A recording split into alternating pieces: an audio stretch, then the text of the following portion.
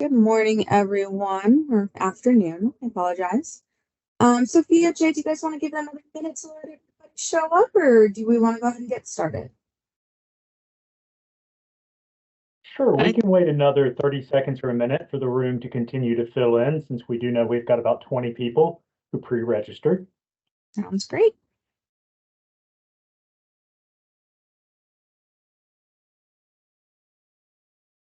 and in the meantime, I'm going to put in the chat a link to the meeting materials for the open houses in case anyone wants to see and follow along. So everyone should have access to that.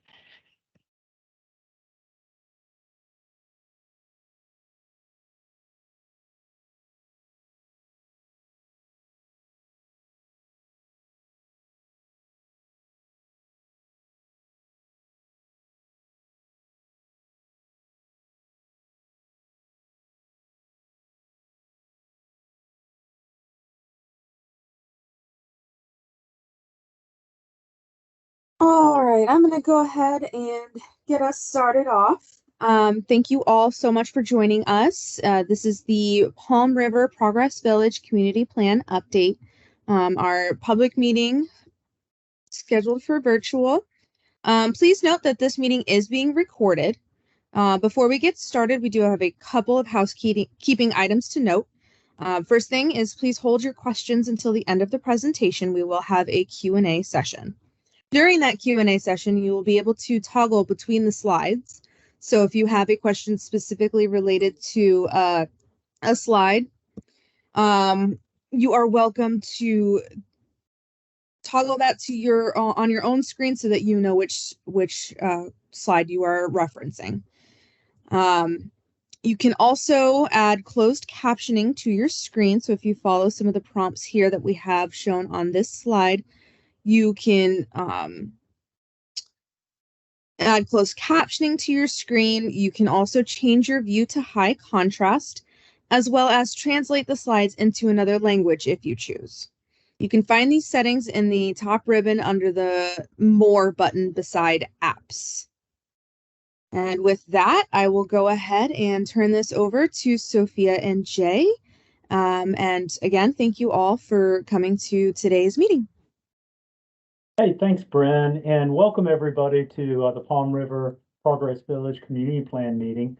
And again, just to reiterate with what Bren mentioned, there's a lot of new bells and whistles that we're working with in this meeting. So if you do have any questions about it, we do have some technical support with us, and all you'd have to do is put a question in the chat if you need help with that. Next slide, please, Sophia. Again, welcome everybody, and next slide, please.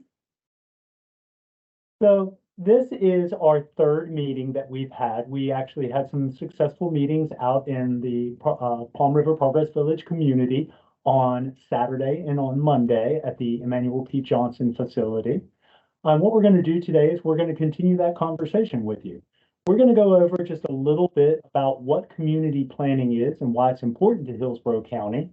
And I'm going to go through that, and then I'm going to hand it off to Sophia. And Sophia is going to go ahead and give you a recap of your existing plan, of what we've been doing for this past year, go over some of the proposed changes to your plan, and then talk about some next steps, and we'll have some Q&A. And Sophia will be able to go over a little bit more about some of that Q&A with you. Next slide, please. So just what is a community plan? Well, simply put, it's an expansion and a refinement of the county's comprehensive plan. The county's comprehensive plan looks at the county holistically, and it basically is treating Ruskin, Town and Country, Brandon the same. Yet we know that those communities are not the same. We know they are different, and we know that the people that live in those communities experience their lives differently from one another within Hillsborough County. So particularly a community plan identifies assets, needs, and preferences in that area of the county. Because again, what folks live their lives in Palm River and Progress Village and the assets and their needs are going to be different than even those folks who were just next door in Brandon or Gibsonton or Riverview. What it does is it articulates a vision for what is on the ground now and happening in your community and also in the future. It does so with goals and strategies, and that's something that Sophia will be able to touch on about what are your goals and strategies in the existing plan and what we have prepared for you today in an updated plan. Next slide, please. So just a little bit more about a comprehensive plan and a community plan. You can kind of see this graphic here looking at a comprehensive plan as being on top, and then underneath it are the elements. And there's an element that's a future land use element, housing element, transportation element. The community plans live within what we call the livable communities element. And there are 22 current adopted community plans in unincorporated Hillsborough County. And the county has been working with communities for about 2 decades. And this is the first update to the Palm River Progress Village plan. Underneath or within a community plan, as we spoke of earlier, there are visions, goals, strategies. You also have a concept map, which is a visual representation of it. And then Sophia will also go into some non-adopted materials that we have prepared specifically for this community plan. How are things implemented? How do things get done when we have these plans? Well, number one, things in the county are implemented through the zoning code, through your land development regulations. How do you actually get things built in your community? How are the roads repaved? How are bridges built? That is specifically done through the capital improvements program, and we'll speak a little bit to that as well. Next slide, please. So again, who uses these community plans? Well, specifically, your local government uses it, elected official, such as Commissioner Myers, Commissioner Owen, or any of the other BOCC members, or an appointed board, such as the Planning Commission. It's used when considering development decisions. And for staff, for our staff here at the Planning Commission, we use it when we're reviewing those applications. Because, see, again, Sophia and I, we only make recommendations to these appointed and elected officials. We don't have the final say-so in your plan. As we write this work with you, that final say-so is actually your elected officials. And the next slide, please. So a little bit more about what they do and don't do.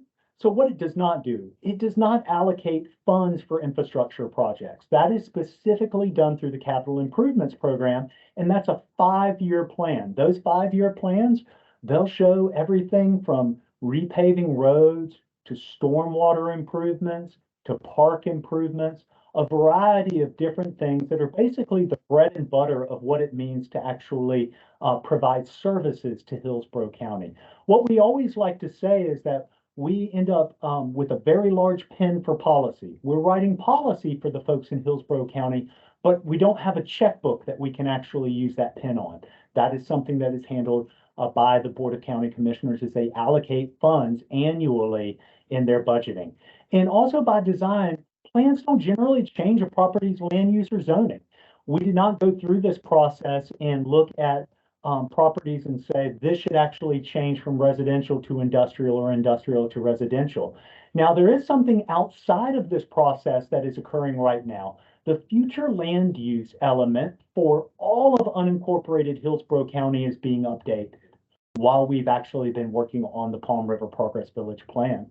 And there is one specific piece of policy that's coming out of that that does affect some properties within Palm River Progress Village. And Sophia will be able to talk more about that, but it's specifically 2 different intersections where the county is looking at providing a transition for redevelopment opportunities and doing some design and form work there, basically asking the question of, can we get a few more commercial uses? Can we get a few more residential uses in a certain area by providing a design and a form for those areas? And you'll see this in Palm River. You'll see it in Brandon. You'll see it around the University of South Florida. You'll see it in Town and Country, and you'll see it in Carrollwood. So a lot of the areas of unincorporated Hillsborough County that basically abut or close to the city of Tampa have some of this language that is proposed in the future land use element. We can speak more to it. Next slide, please. And I think with that, I'm actually going to turn this over to Ms. Garantiva, and then I'll be back at the end to help answer any questions that you may have. Thanks, Jay, and good afternoon, everyone. So for the remainder of the presentation, we're going to just go over specifically the Palm River Progress Village Community Plan update, what we've been up to for the past year, and go over some of the proposed changes to the plan. So the current community plan, the name of it is actually the Greater Palm River Area Community Plan, and the boundaries are as shown on the map here to the right. It was adopted back in 2008, and there are multiple neighborhoods within the greater community area, including Palm River, Claremont City, Progress Village, Adamo Acres, and many more. It would establish a vision and goals, as Jay mentioned, a vision for the future of the community and 9 goals on how to achieve that vision, and then strategies on how to achieve those goals. So it includes also a vision concept map, which is, as Jay mentioned, a visual representation of the vision and goals, which we'll get a chance to look over in a little bit. So where we are in the process, this process started in 2022, back in November, with kickoff meetings that occurred. They were hybrid, I believe. And from there, we did some data gathering and establishing of the existing conditions. We are now in the 2003 to 2004 community plan update phase. So continuing our community engagement, we met with various groups and members of the community throughout the past year. We were, gathering data throughout all this, and also preparing draft documents. And right now we are presenting those documents and those changes to the community. And then what we're hoping for in 2024 is refining and wrapping up. So having those final community meetings, finalizing the documents that are going to be adopted, and also just accompanying the language for the community plan. And then we go into the official amendment process. So Jay led on to it a little bit, where he was saying that there is an adopted and non-adopted community plan documents. So the adopted one, as we mentioned, lives in the comprehensive plan. It goes before the Planning Commission and the Board of County Commissioners and follows a public hearing process. And then the non-adopted plan, although it doesn't live in the comprehensive plan, it will be a supplemental document that moves with the official language. So this is just some of the numerous community engagement opportunities that were open to the public. So as mentioned, the initial kickoff meetings in November of 2022, we had an online survey that ran from January to March this year. The project webpage has been up and updated throughout the entire process. We had a virtual meeting similar to this back in August. We also had office hours every month from January to May, where Jay or myself were in the community, either at Manuel P. Johnson or at the Palm River CDC offices, and we were there for about half the day. We also met with the Community Plan Advisory Committee, which was a volunteer group of various community members and community leaders that got together through the months of January and July, also once a month, to discuss some of the policy and some of the issues that everybody wanted addressed through this process. And then we also attended some community events, including the Progress Village Civic Council meet and greet, Commissioner Myers town halls when they were in the community, and some events from the Palm River CDC as well. So based on all the feedback that we have received over the past year, we wanted just to go over some of the insights that we've gathered. It was one of the first activities that we did at the open houses, and we also asked the same questions in the survey. We wanted folks in the community to identify the strengths, weaknesses, opportunities, and threats that were facing the community. So some of the most common responses that we received for strengths, for example, was location. The location being, very close to downtown Tampa, access to the interstate, highways, and other major roads.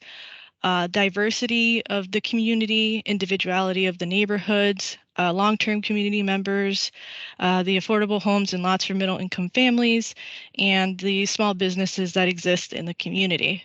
Some of the weaknesses that were identified, this was, again, from folks just writing down on sheets of paper and also through the survey, was crime and violence, funding, communication, and this is communication within the community and with the county and county officials, roads and traffic, new business development, and then water and sewer. Some of the opportunities, again, looking forward, that folks identified were attracting new businesses and services, again, building on the strength of the location of the community, improved infrastructure, engagement of youth, and more recreational venues. Some of the threats identified, and these would be things that would prevent some of those opportunities from coming to fruition, would be funding, crime, lack of cohesiveness with neighborhoods, rapid development, and loss of identity and original residents leaving the area. Not having the original residents there to, educate and inform folks about the history of the area. There are a lot of historic neighborhoods within the community, so this was a big one that was discussed multiple times throughout the process. And this was from the survey, and also we asked this at the open house. We asked folks to, use one word to best describe the desired future for the area. And there's a lot of positive language, which is great. Prosperous, opportunity, hopeful, growth, clean, family, tranquil, quality, accessible, infrastructure, equity, thriving small businesses. So we try to take these all into account when we were crafting the vision statement and all the goals and strategies that we're proposing. And then one more thing that I wanted to highlight was the survey results for the, prioritization of the existing community plan goals. As mentioned, there's 9 in the adopted community plan. This includes, and is in order of priority, infrastructure and utilities, crime and public safety, traffic and transportation, parks and recreation, planning and growth, economic development, senior social, health, medical services and schools, environment and natural resources, and then historic preservation. As you can see, the top 3 goals still rank pretty high as the priority for the area, and this is infrastructure, crime and public safety, and transportation, traffic and transportation. Some of the things that changed, you could see that Parks and Recreation has a little bit more votes, and economic development has a little bit more votes than where it lies on the list of priority. Same with environment and natural resources. So we took this into account again when crafting some of the reorganization of goals and strategies, which I'll get into in a little bit. So these were, again, just some final thoughts and conversations kind of summarized from the various conversations and feedback we got from the community. There were folks in the community that felt that the adopted community plan had not been completely implemented, and these are very valid feelings to have. The adopted community plan was very thorough, and a lot of things have happened since it was adopted back in 2008 to now, including a recession and a pandemic and multiple changes in the Board of County Commissioners. So a lot of these things play into how many of the goals and strategies are implemented in not just your community plan, but various community plans, all the community plans in the county. So that's something we recognize, and moving forward, we're trying to better address with the update. Another sentiment was that the area's history and sense of community and identity were being lost to new development and changing demographics. So that means it basically it means that folks were feeling that a lot of the history, a lot of that sense of community that maybe existed at the time of the original adoption and beforehand is being lost. Again, something we're trying to address as part of this update. We tried to put goals and strategies that could maybe help address this concern. Also, desire for balance between development and infrastructure demands. So there was a general feeling that folks understood that development was occurring. There wasn't a complete opposition to development occurring in the area, just that it was balanced between the infrastructure needs of the current residents and of the future residents. Also, the desire for better communication with within the community and with the county. So that is also something that was discussed. Folks just wanted to know what was going on when things were changing, when developments were happening, and also just between all the various neighborhood groups in the community. Just want a better communication with everyone. So moving into the proposed changes to the community plan. So the first one, and probably the most obvious one, because we've already started using this proposed name, is the Greater Palm River, from Greater Palm River to Palm River Progress Village Community Plan. The thought behind this was to identify the northernmost community neighborhood in the community and the southernmost neighborhood in the community, both with very rich histories, and changing the name so both get the recognition. And a lot of this area folks do recognize as Palm River Progress Village. So we wanted to again, have the opportunity for those neighborhoods to be recognized. Again, renaming of the community plan. And then also the updating of the vision statement and concept map. So we mentioned this before. The vision statement, again, is the vision for the future. The vision statement for the community plan right now, as it stands, is identifying what the community wanted to keep, what it wanted to preserve as the first paragraph. And the second paragraph goes into what the community hopes it achieves by the year 2020. So looking into the future.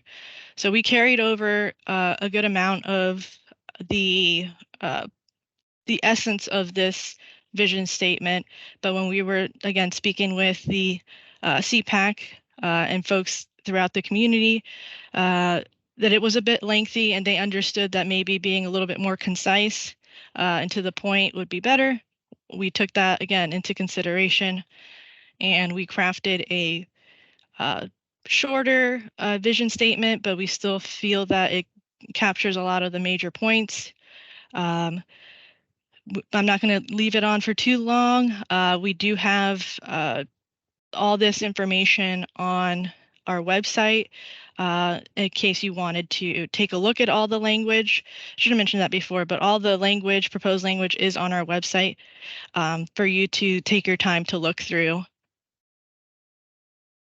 And then this is the vision concept map, which we discussed again is the visual representation of the vision, goals, and strategies. Some of the things that Jay was mentioning were the nodes. So right here, here. So these are the areas where the commercial development originally was being concentrated, or the community wanted it to be concentrated. There were also some other areas like 78th Street, Causeway, and 50th Street that they were, the original plan calls for some mixed use development to occur there, or the desire for mixed use development to occur there. Also, bike trails were identified, and various other, community services like fire stations and schools. Now, we kept the majority of this. We just kind of gave it a little bit of a makeover, still keeping and identifying these community nodes here, here, and here. And then the nodes specifically that Jay was mentioning that are part of the larger county-wide future land use update are the ones that are in purple. So these are at the intersection of 78th and Palm River, and this is Progress Village Boulevard / Madison and Falkenberg. So those two are the ones that we were mentioning before. But some of the other things that we have added to this concept vision map are the names of the communities. And this is an exercise that we did with the CPAC. Everybody, got a pen and a map and drew out where all these different neighborhoods are located, so that way they could be recognized as well. Something else that is new is the identification of all the parks and recreation facilities. And one of the other things that was carried over was the identification of the industrial areas and the residential areas.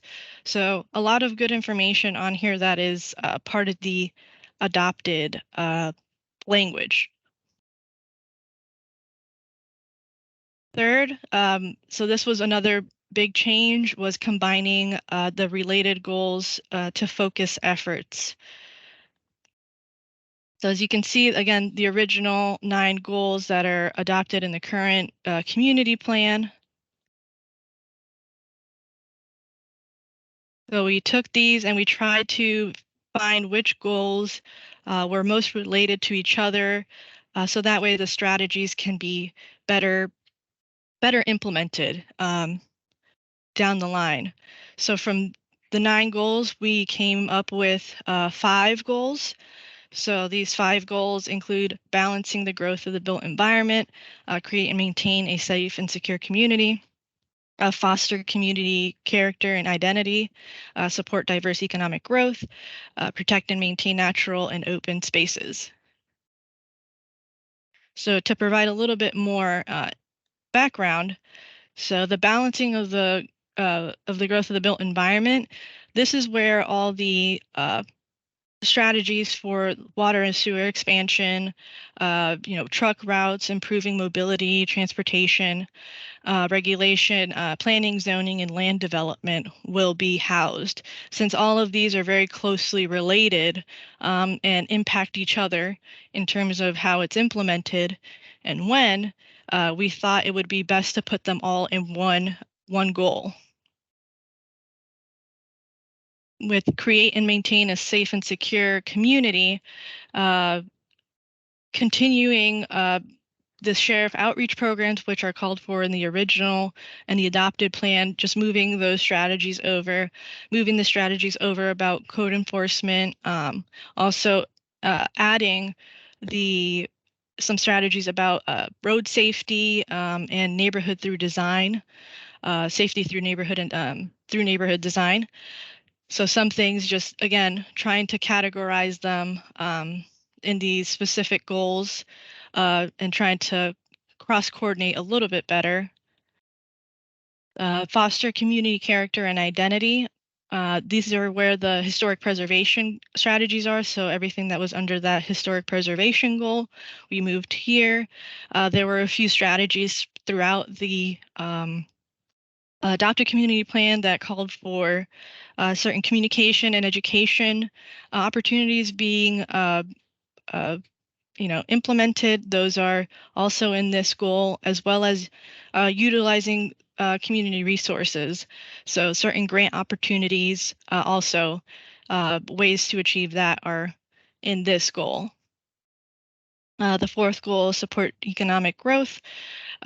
Strategies to balance port activity and residential growth are housed in here. Again, the port being a very large economic driver in the area. Also, strategies to promote small businesses. As one of the other discussions we had before was having the opportunity for small businesses to thrive in the area. And last but not least, protect and maintain natural and open spaces. So these are where this category is, or this goal is where all the strategies that support the natural environment, encourage the waterway protections and regulations be met, and also the parks and recreation opportunities are going to live. And then last but not least, clarifying strategies. So Jay had mentioned it before, where we want to put the more specific action items that exist in the community plan right now, and also a few others that we've identified along the way, to put them in a separate document that would help support the community plan update and the adopted language. So this would include specific infrastructure projects and improvements that usually would fall into the categories in the capital improvements programs or other specific department programs that can't be controlled within the comprehensive plan. So what we're doing is we're basically listing everything out that would correspond to one of the goals, a specific project that would correspond to one of the goals. And so that way, when at the time that funding is available, or there are grants being looked for by the county, there is somewhere that they can look to where, oh, okay, this has already been basically endorsed by the community that they want these types of improvements in this area. Let's try and get the grants to do these improvements. So the next steps for this process, we're in December. We are having our community-wide meetings right now. We will be open to meet with any community organizations and individuals throughout this month. It is a little crazy with the holidays, so we didn't want to program too much and have folks be able to enjoy the holidays. But then starting in the new year, we'll still be able to meet with community organizations. We are looking forward to working with the CDC. It's not here, but we are trying to finalize having office hours where myself or Jay will go out to Palm River CDC offices and basically be there for a few hours and available to answer any questions. At this point, too, we would like to finalize some drafts, getting all the feedback from these meetings to produce a finalized draft of the updated community plan language. And then starting in the winter after that, we would start that comprehensive plan amendment process and have our briefings with the Planning Commission and the Board of County Commissioners. And hopefully we can have one last community meeting and then go into the public meeting process.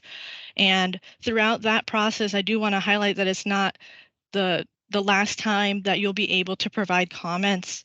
Once we go into the official plan amendment process, you could still provide comments. This is the time too that the public officials also provide their comments and suggestions to the plan. So that's why we have one more meeting. If there are any changes throughout that process to the language, we want to be able to come back out to the community and explain the changes that maybe the boards have made. So with that, it concludes my presentation, our presentation, and we are available for Q&A.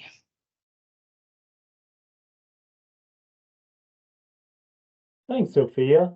And again, just to mention that if you do have any questions or comments, you can go to the chat function in Microsoft Teams, which you should see a button atop next to perhaps people or next to pop out.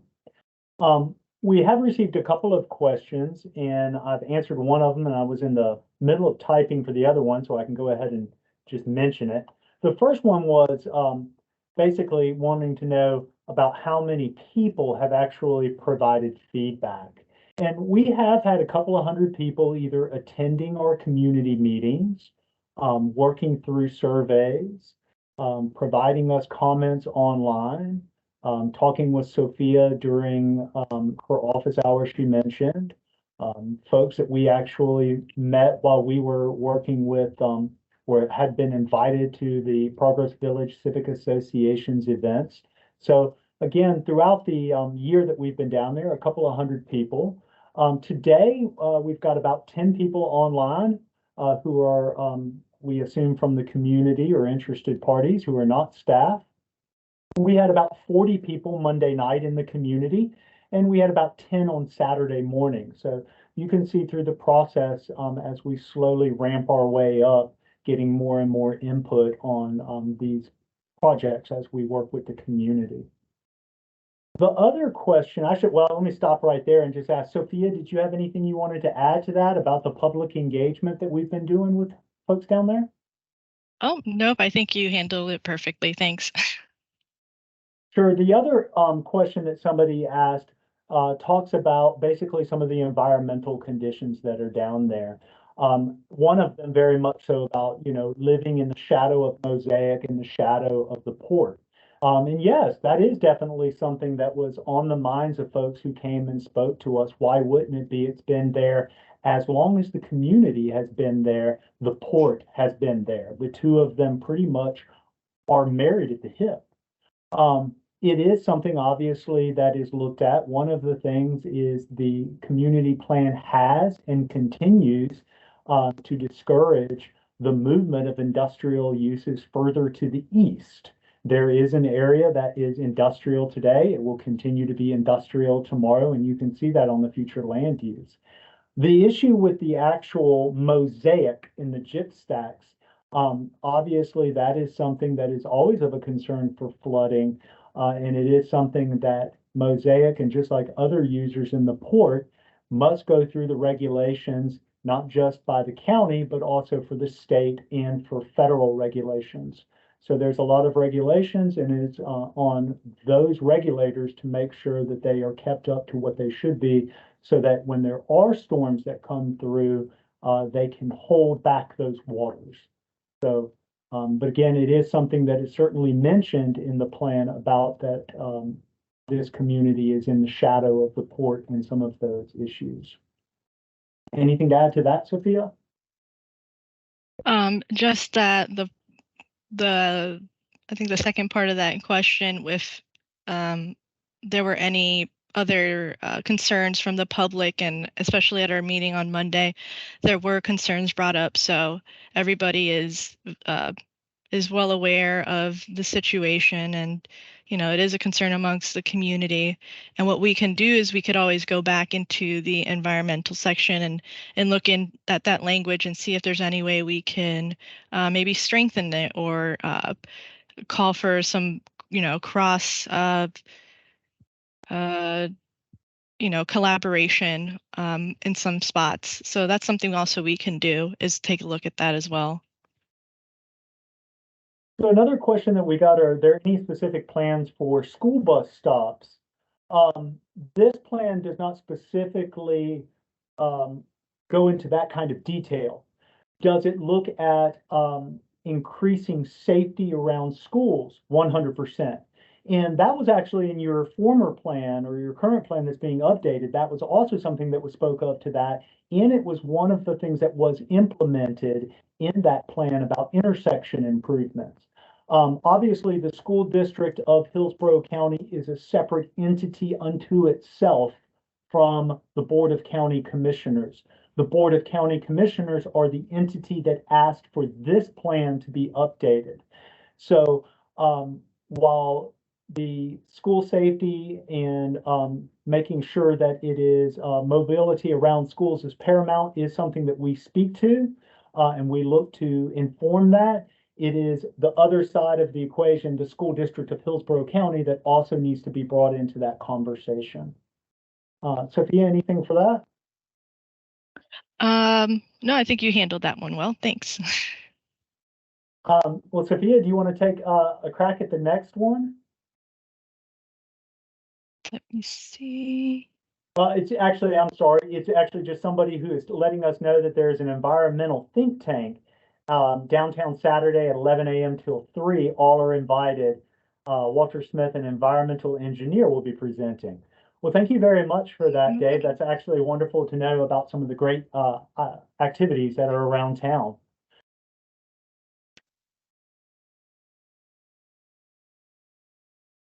And Gloria, oh, go ahead, Sophia. Yeah, I was just about to say, and Gloria put, thank you for providing a virtual meeting options for those who weren't able to attend other meetings, and that's something that we as staff here at the Planning Commission are trying to do, especially with community plan updates and some of our other special projects that we're working on, trying to approach it as providing 2 in-person meetings on a weekend and a weekday, and then having the virtual meeting for folks to be able to attend. With the pandemic, a lot of virtual technology has been introduced into not just the government, but in communities. So being able to leverage some of that technological advancement and familiarity whenever we can, for sure. And I see a couple of other people are typing right now. So again, we do want to make sure that you guys know that you do have ample time to comment on this plan by going to our website. You can download the plan, you can review the plan. There's a comment section there. You can do it online. You can also mail us anything that you would like to our Planning Commission offices.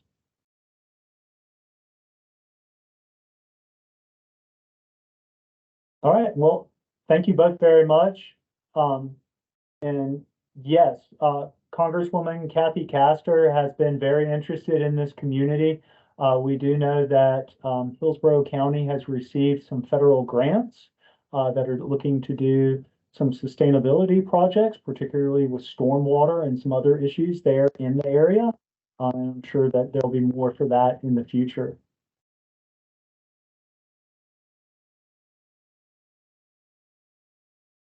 Well, if there's nothing else, Sophia, do you want to bring us home?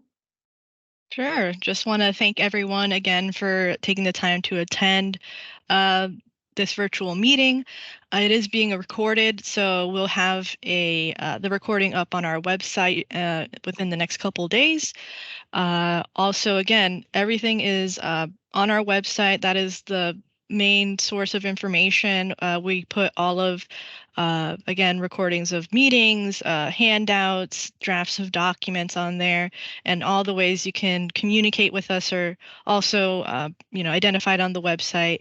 So please, if you have, any questions, feel free to reach out to us via email, phone, or through the website itself. Again, really appreciate everyone taking the time to learn more about their community plan update. And there is somebody typing, so I'll let them finish typing.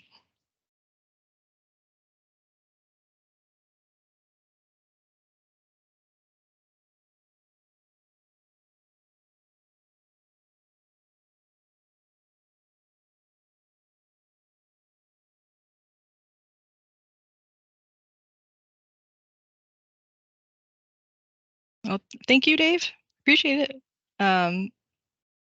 It's a good thing. Okay, thank you, Dave. So with that, I will, I'll go ahead and I'll end the meeting. But again, thank you, everybody. And if you have any more questions, feel free to reach out to us. Oh, and if anyone is part of any organizations and would like to schedule any meetings with us, we are open to that as well. So that way we could reach a little bit more folks in the community that way as well.